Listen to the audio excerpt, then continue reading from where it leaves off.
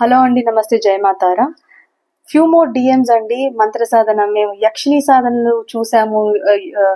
Oh my God, గూగుల్లో మోహిని మంత్రాలు YouTube లో వస్తున్నాయి. ఈ మంత్రాలు ఆ మంత్రాలు మేము చేసేస్తున్నాము, కానీ చాలా ప్రాబ్లమ్స్ ఫేస్ చేస్తున్నాం అంటే మరి చెయ్యరా చెప్పండి? అంత ఈజీగా ఒక మంత్రం చదివేస్తే, గూగుల్లో వచ్చిన మంత్రం చదివేస్తే మన జీవితాలు మారిపోతాయంటే మేము వినిపించాలా? గురువుల వెనకాల పడి వాళ్ళు మమ్మల్ని నమ్మాలి. వీళ్ళకి మంత్రం ఇచ్చిన తర్వాత ఆ మంత్రాన్ని ఎలా ఉపయోగిస్తారు, మంచిగా చెడుకా అని ఆలోచించి మాకెన్నో పరీక్షలు పెట్టి మాకు మంత్రాలు ఇచ్చి మేము ఇంత సాధనలు, గురువులు చెప్పినట్టు సాధనలు ప్రక్రియలన్నీ చేసుకొని, ఫస్ట్ ఆఫ్ ఆల్ గురువులు కూడా ఎన్నో శాస్త్రాలు చదివి, ఎన్నో వేదాలు చదివి, అన్ని నేర్చుకుని ఆ పద్ధతులు ఫాలో అయ్యి వీళ్ళందరూ పిచ్చోళ్ళండి.